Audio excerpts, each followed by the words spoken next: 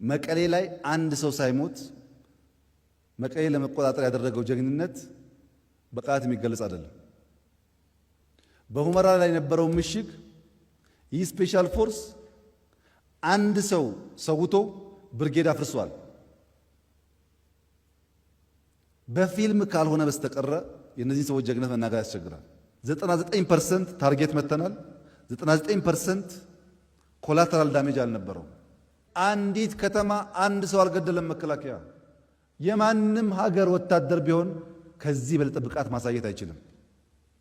በጣም ዲሲፕሊንድ ጀግና ወታደር ነው ያለው። ጀግናው የኤርትራ ሰራዊት የጋራ ጠላትን በጋራ በመቀጥቀጥ ከከፍተኛ ጀነራል መኮንኖቹ ጀምሮ ከኢታማዦር ሹሙ ጀምሮ እስከታች ያለው ሰራዊት የእዝ አዛዦች፣ ክፍለ ጦር አዛዦች አብሮ እንደተገነባ አብሮ እንደሰለጠነ ሰራዊት በከፍተኛ ትስስር እና ውህድ ለዚህ ድል አብቅተውና ደሞዝህን አዋጣ እያልን ትምህርት ቤት ሰርተን ከሰራዊቱ ውሃና ምግብ እየቀማን ክሊኒክ ሰርተን ጀርባችን ሲመቱን የተቀበለን የኤርትራ ሰራዊት መጠለያ የሰጠን እሱ መጠለያ ብቻ ለሚሰጠን አብሮ ነው የዘመተው። አብረን ነው የተዋጋ ነው። አንድ ጉድጓድ ነው የተቀበርነው። ይሄንን ባጥንት በደንብ የተገነባ እንደማያዋጣቸው ስለማያውቁ ነው ይሄንን ለመነጠል የሚፈልጉት። ዋጋ ከፍለናል። ወንድሞቻችን አተናል። ህይወት ገብረናል። ደም ከፍለን ያመጣነው ሰላም ነው። ደም ከፍላችሁ ተጨንቃችሁ ያመጣችሁት ሰላም ነው።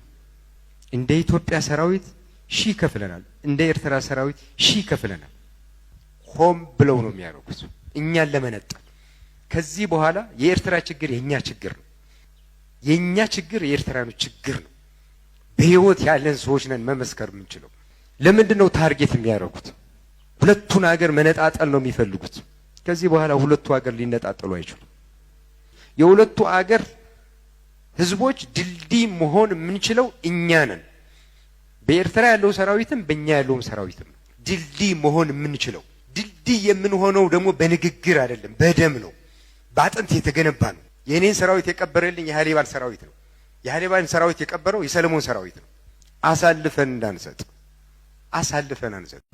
የኤርትራ መንግስት ከኢትዮጵያ ህዝብና መንግስት ጋር ቆሞ የኛ ወታደር ጥቃት ሲደርስበት አብሮ የቆመበትን ጊዜ በከፍተኛ አድናቆትና ክብር ነው የምናየው። ይሄ መቼም ታሪክ የሚሽረው ጉዳይ አይደለም። በትግራይ ውጊያ ሲጀመር የመጀመሪያው ዙር ውጊያ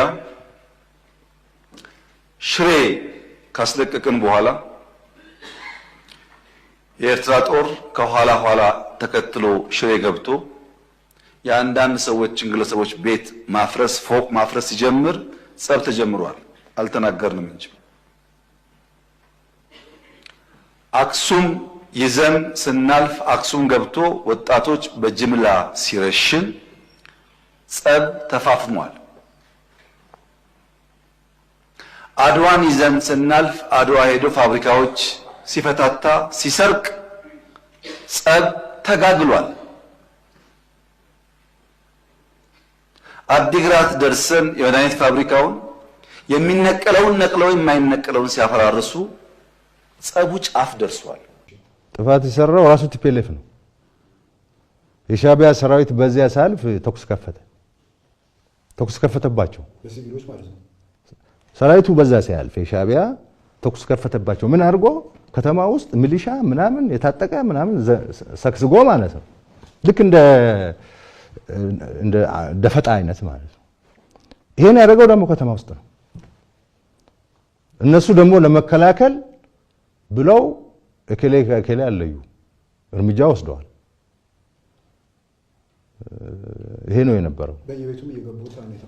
በየቤቱ የገቡ የሚለው አይደለም። በቃ ከተማ አይደለ ተተኮሰበት። ግብረ መልስ ሲሰጥ ከተማ ውስጥ ሰው ብዛት ስለሚኖር እንትን አድርጓል፣ ጉዳት ደርሷል።